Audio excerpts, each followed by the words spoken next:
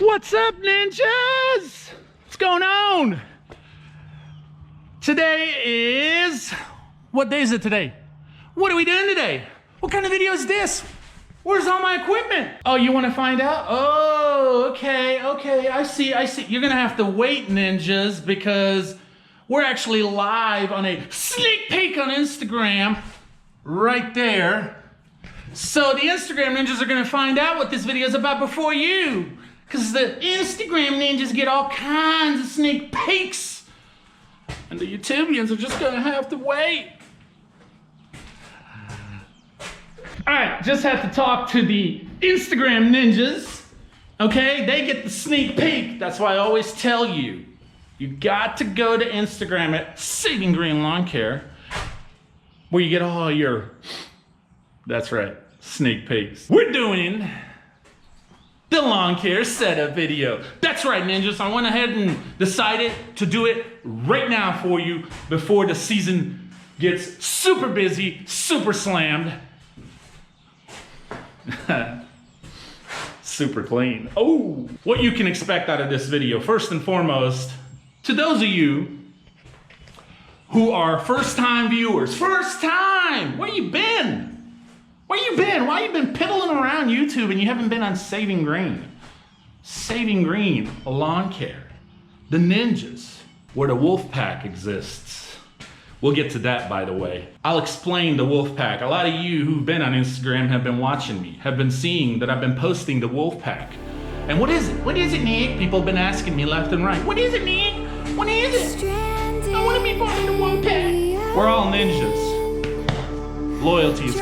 But wolf pack, it becomes personal. It becomes family. So stay tuned. We'll talk about that here towards the end. It doesn't take much to start your business. And you will be surprised if you work hard and you don't quit and you don't give up, where you can be in just a couple of years. This is possible, and everything is achievable through hard work. All right, let's start out this video by showing you my beast, my monster of a truck, my hustler. Here she is, ladies and gentlemen. This is the all-new 2018 Traverse. 6-cylinder, plenty of horsepower. Hook it up to a trailer. It'll pull everything and anything. All right, I chose the white color because it stands out real nice with the red line edition right here. Okay. I got the 4-door, so you can put plenty of employees back here. All right, got the nice 20s over there. Oh yeah. We also got the stickers. We got the stickers at sgninjas.com right here. And we also got Baby Ninja on board stickers. So, you know, if you got like a little baby ninja or something, get a sticker. Let people know that there's a baby ninja in your vehicle and that they better be freaking careful how they drive around you, because I'm telling you, you don't mess with ninjas. You don't mess with ninjas. So here she is. Hope you guys like it. That's going to conclude this video.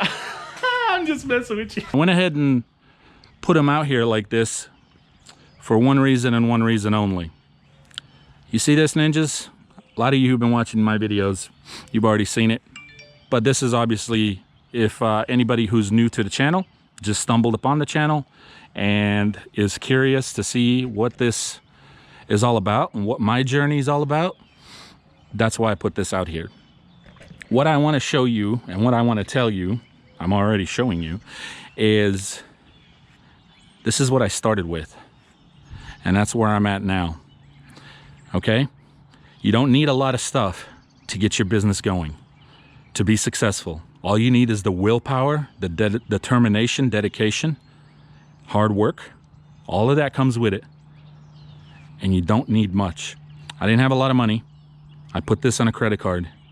I had a little curved shaft weed eater and a little flea market $50 push blower, handheld blower.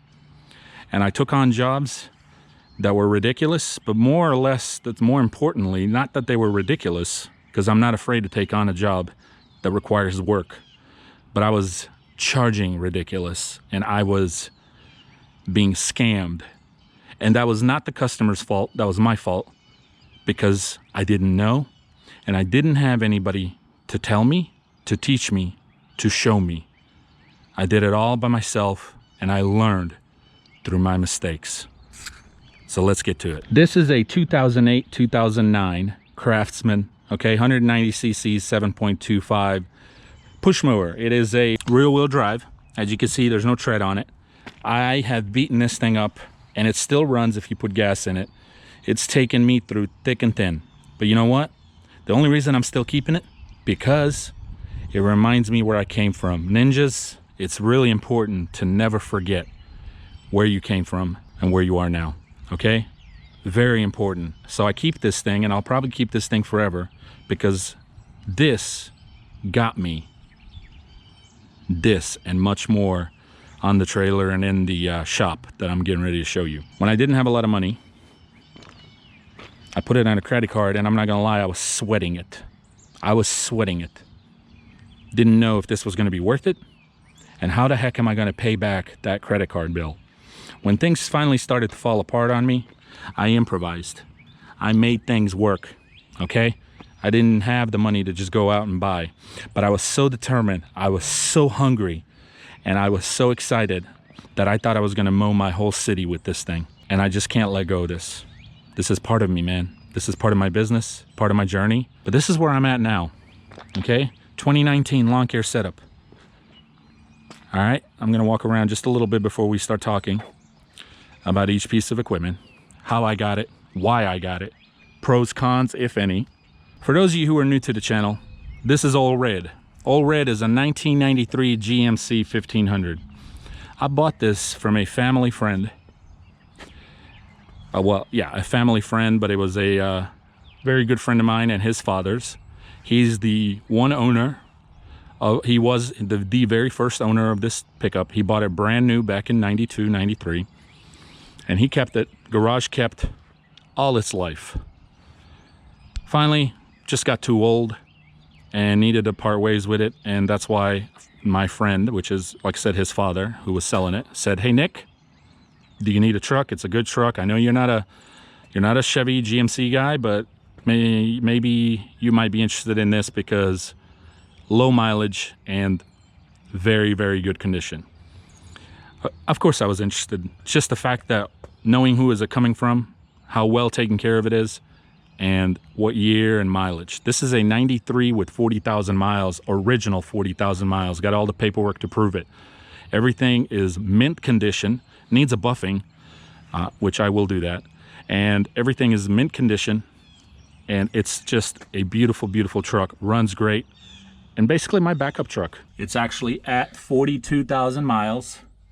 I've gone through several trucks, and if you go back to the lawn care setup of 2018 and 2017, you'll see my other trucks that I had at the time. This is what I'm working with this year. Okay, this is a 2017 F250 Super Duty. It is a diesel truck, 6.7 liter Power Stroke turbo diesel.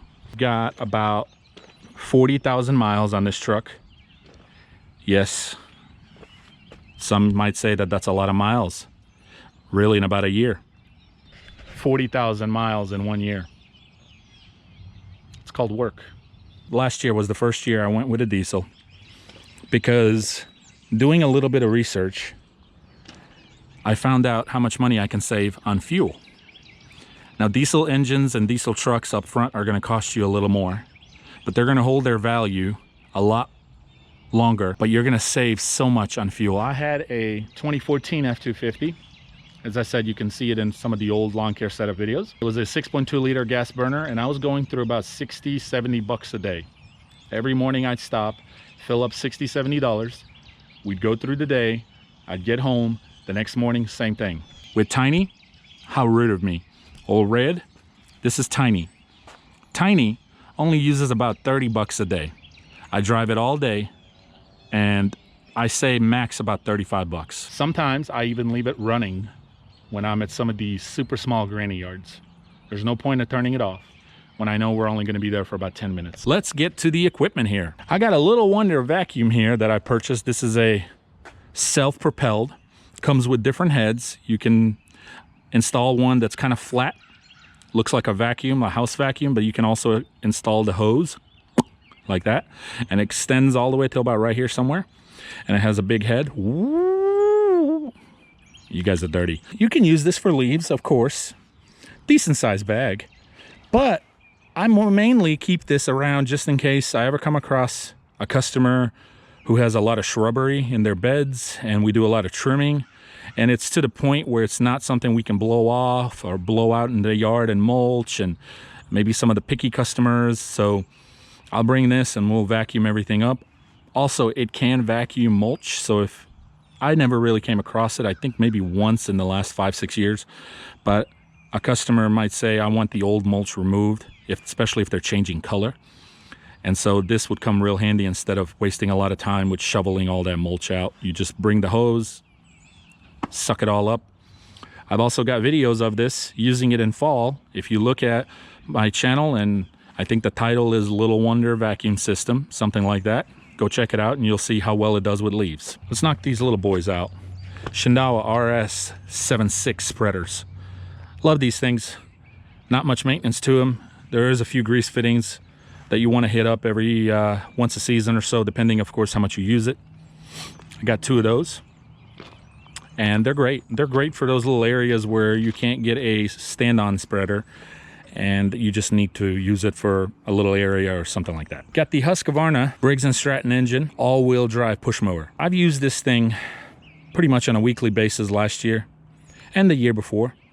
And I stopped using it, which you can see how dirty it got, because at one point it was sitting outside, but now I do have it in my shop. I'm at this point in my business, I don't really take on push mowing jobs. You know, I did for the longest, so I do understand if you guys are doing it too, but you're at some point, unless you just truly enjoy it, you're gonna be in your business where you cannot take on any more push mowing jobs because you're gonna be losing money. 36-inch right stander.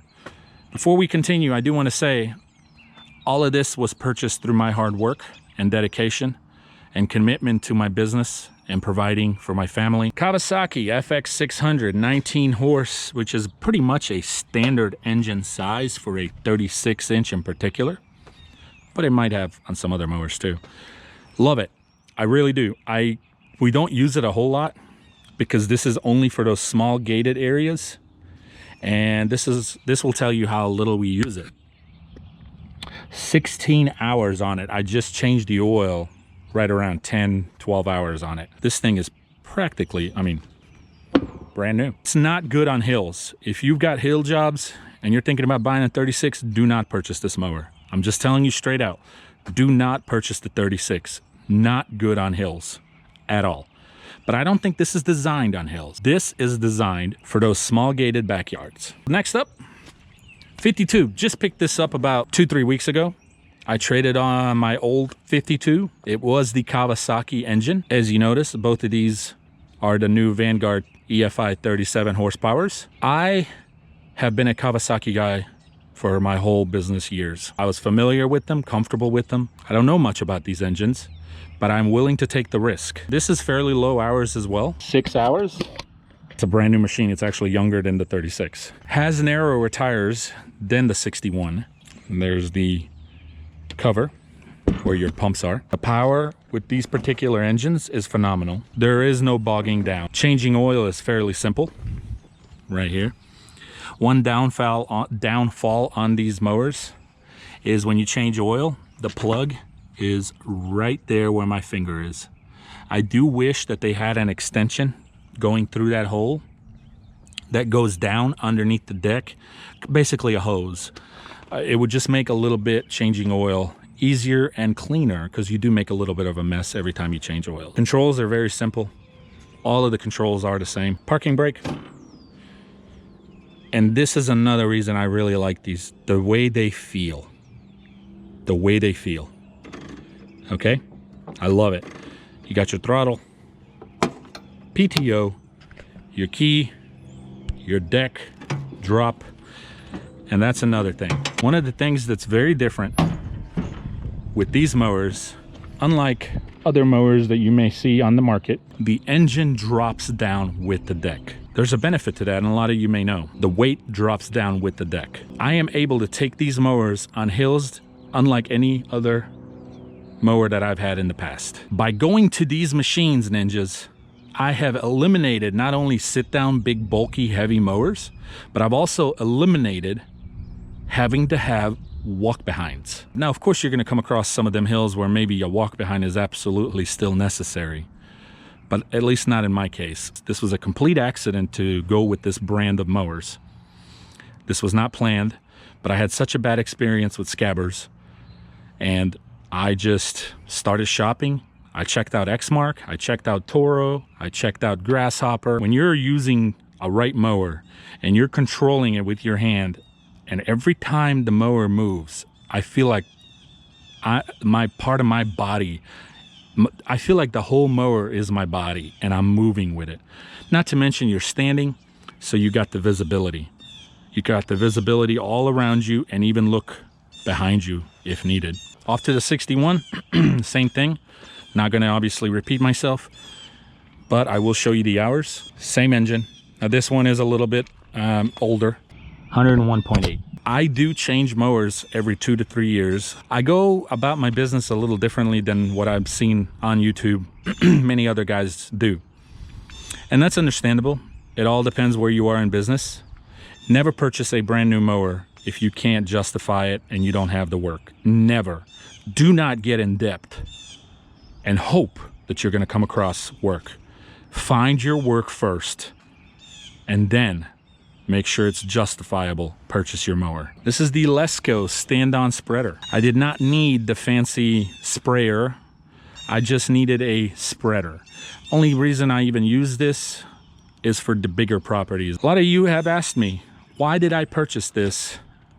And some of you may have even felt like it was a waste of money. I could have totally purchased an attachment for my aerator right here. But here's the deal, man. When you get to a certain point in your business, taxes are gonna kill you. It's just part of it.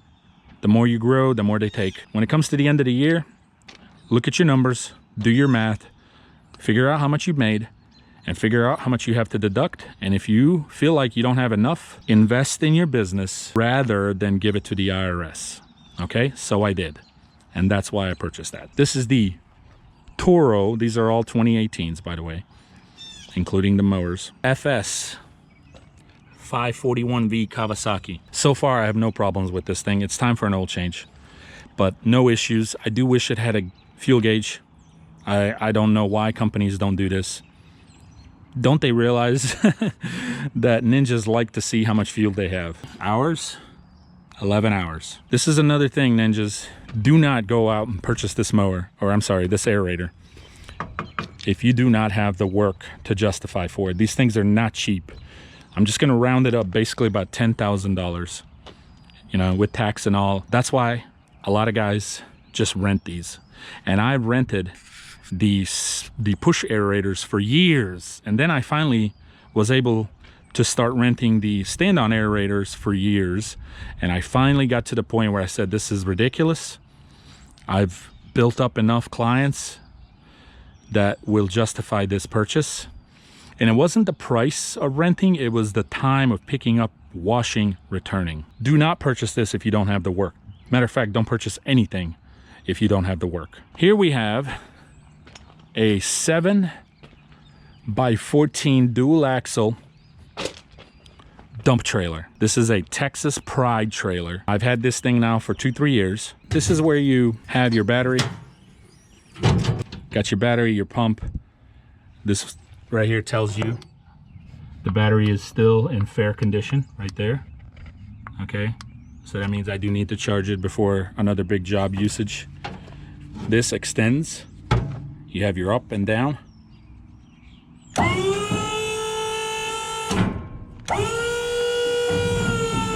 One thing I've learned real quickly with a dump trailer, if you're gonna order one or purchase one that they have on the lot, do not purchase the 2-foot walls. You're gonna regret it. Get the 3-foot walls. You're gonna pay a little extra, but your 2-foot walls, guys, are gonna be down here somewhere. 3-foot walls, man, you can put so much more mulch in here, so much more shrubs, so much more rock, whatever. Paid a little extra to purchase the tarp system. I originally told them no, but then I changed my mind the last minute because this is very important, and it's also the law. Anytime you have mulch, anytime you have brush, it needs to be covered with a tarp and tied down. So when I was purchasing this, I made my last minute decision and said, hey, go ahead and include this. I think it was an additional $600. but man, is it worth it. Trailer is a 7x18 dual axle utility trailer, of course. Spare tire. Got the old 770 Echo, 8010 Echo, the Storm sprayer, which is by Green Touch. Got the tool rack over here. Got the 2-position trimmer rack, which I have my, by the way, these are great for when it rains. Even just when you're not using it, it keeps the sun off of it, which will keep your color lasting longer. So I use this, obviously it's attachment so I can buy different heads, but I got the bed redefiner. This is the Steel KM131R. No complaints on it because I've only used it a handful of times last season, and I'm gonna use a handful of times this season, so we'll see how it does, but so far so good, plenty of power. Really happy with it. The new blowers from Echo are phenomenal compared to the old blowers, way more power, but one downfall with these compared to these is the noise. They are so freaking loud compared to that. Dual axle short track trailer. I bought this brand new last year. Gorilla lift on the trailer. When I ordered my trailer, I did purchase, pay a little extra, whatever you want to say, to have the gate a little bit longer. I think it's a 5-foot gate if I'm not mistaken. Your standard is a 4-foot gate. So you pay a little extra, but I'm telling you, makes a world of difference. Yes, it's going to be a little bit heavier, but you will be happy you did when you come across some of those hills and you've got a longer gate and your mower will not catch down here when you're unloading and loading. Gorilla lifts, I have mixed feelings about these. These little rollers, they keep falling off every couple months. You can see right here, when it fell off, it bit into the metal. You know, but of course I couldn't be without them because they do tremendously help with the assistance of the weight. They do the job for now, but we'll see. If they continue to give me any issues into this season, I might change things around. Also got the box right here.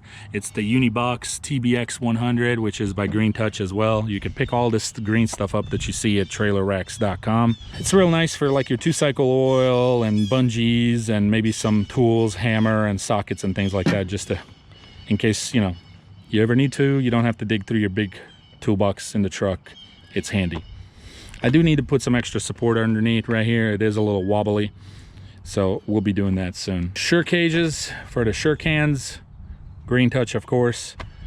Same thing right here. We've got the 2 Echoes, and they are the 3020T, a little heavier than the 2620, but so much more power. Right here, got my spool. This sure can has gone to crap. Every time it rains, it gets water in it, so this is gonna have to go to garbage. Or maybe the company guarantees their product and maybe they'll replace this. I don't know. One day I left it completely empty and we had rain for about 4 or 5 days straight and this was halfway full. This is a 12x30 if I'm not mistaken. Just purchased this last year, right towards the end of the year. And it's been great so far. I do need to treat the floor. Again, it's one of those things, timing. Got an old steel handheld blower up there. You know, it needs a little love in TLC, but it's the BG86 PV770 Echo backpack blower. Nothing wrong with it, works perfect, actually. Practically brand new. Pole saw, I love this thing. This thing has saved my butt many times. And this is the PPT 266. Great piece of equipment to have. You never know when a customer is gonna ask you to say, hey, can you reach that tree limb for me? Or, you know, can you cut a little bit of overhang? That will come handy. Some of you who may know Sassy, who are not new to this channel, we just installed the bottom here. He mowed the backyard and shot a freaking stick and got a big gashing hole there, but we can replace that. I got plenty of extra pieces. There's the old vacuum. I got another PB770 Honda push mower, a crap ton of weed eaters and edgers and pole saw and hedge trimmers, extension hedge trimmers. I think I'm gonna sell all this, all of it. I'd like to sell it all as one. A lot of this stuff needs TLC. I think there is one that has a broken shaft. Started to rain, brought everything in. But we're gonna finish this video, man. I'm not gonna just quit like that. So there you have it, guys. You've seen everything. I've showed you what I've had accumulated. Mentioned a couple of things that I've gotten rid of, some older trucks. Everything is possible through hard work. Enclosed versus open. Definitely wouldn't recommend an enclosed for anybody that's starting out, because if you don't letter it up, people don't know what you're pulling. That could interfere in your growth a little bit, and it costs a lot of money to letter it up. But also it's bulky. I scratched mine up like crazy the first couple of years. People couldn't see my equipment. Yeah, of course, you know, it's safe and I can just lock it up when I come home, and it's also safe at the yards, but how safe is it? When you're at a yard, are you gonna close your gate every time? No, you're not. No, you're not. For one, that gate is heavy, even though you do have the assistant, but you're not gonna be closing it every time you pull out a mower. You're gonna leave it open. So how safe is it? It's out exposed just like a utility, for one. Two, people can't see it. I like to show my equipment. I like people to know what I'm doing. When I'm in people's neighborhoods, I want them to know what I'm up to. Minimizes suspicion. I get to show off my equipment to people who can look at it and go, hey, this guy's pretty serious. Remember we talked about it in the last video or so. Is he doing this on the side, or is he a full-time? Anybody that's doing it on the side is not gonna invest in $100,000 worth of equipment. They're just doing it on the side. One thing I do wanna say, I did mention earlier, everything is purchased. Nothing was given to me as far as mowers go. The only thing that was given to me is the racks from Green Touch. I had a very bad experience. A lot of you may know, but I'm really kind of repeating this for some of you who may be new to this video. I had a really bad experience with equipment pretenders. That's what they are. They're equipment pretenders. They pretend to take care of you. It's shady business, and I can comfortably say that because I've experienced it hands-on. Instead of just helping me, replacing it, or being honest with me, they lied and always pointed the finger on me. Well, when the metal finally cracked, then they came out and said, well, that was the first generation. We have enhanced the metal now and strengthened it and designed it. And oh, so now you want to say that.